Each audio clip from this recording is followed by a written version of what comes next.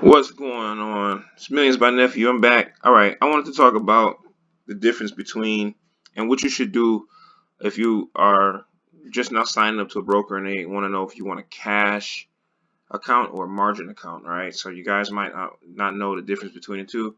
So in this video, we're going to talk about that, all right? So make sure you hit the like button, make sure you hit the subscribe button, and we can get started, all right? Now, you have to ask yourself, what is your purpose? Like, what are you trying to do before you even, you know, decide what you're going to do. I'm going to give you in this video two different scenarios in which you're going to want to use a cash or a margin account. Most people will just always tell you, just get the margin account. There's no need for the cash account, but I found a really good use for it. And we're going to talk about that in just a minute. So what is a cash account? A cash account is one in which you deposit cash, your own cash, in which to buy securities. And you have to have that cash in there in order to buy those securities. And a margin account is one in which you can borrow from the broker without having the cash in there. They borrow against the value of the securities, which means the security itself is securing the value of your cash that you use to buy securities with.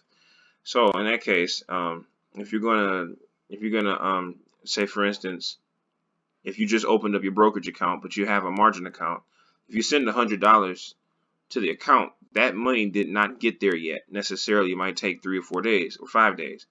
But the reason why the broker might give you $100 to trade with is because they're gonna secure that $100 against the stock that you buy with the $100. So they're fine with you using $100 that's not even there yet. If you don't, obviously, if the money don't show up, then they'll be upset about that. But you obviously have to make sure you put the money in there eventually.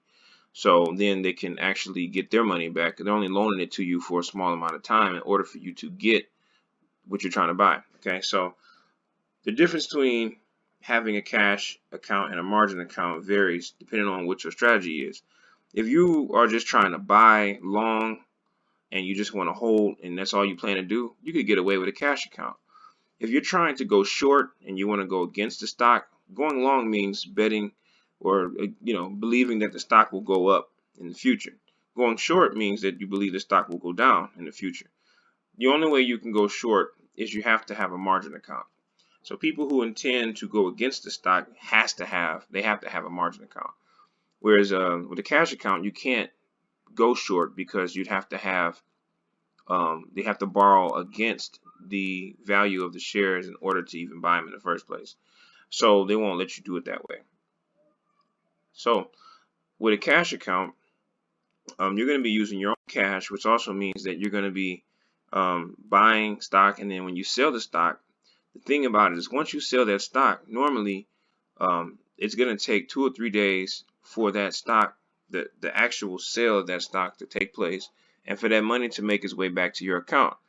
If you do a margin account, the money will be ready instantly, meaning the second you sell the stock, the money is right there available to you so you can buy another one.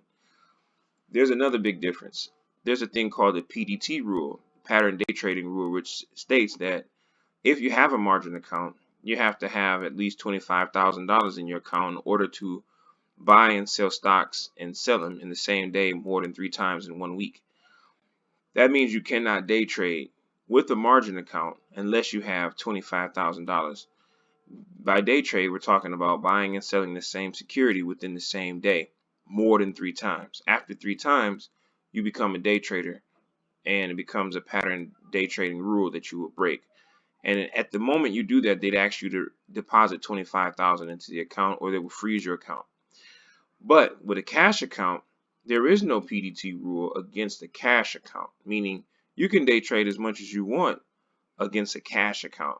So once you put your cash in there, you can buy and sell stocks as much as you want, as fast as you want, only at the exception of you having to wait for the settlement period of the money to come back.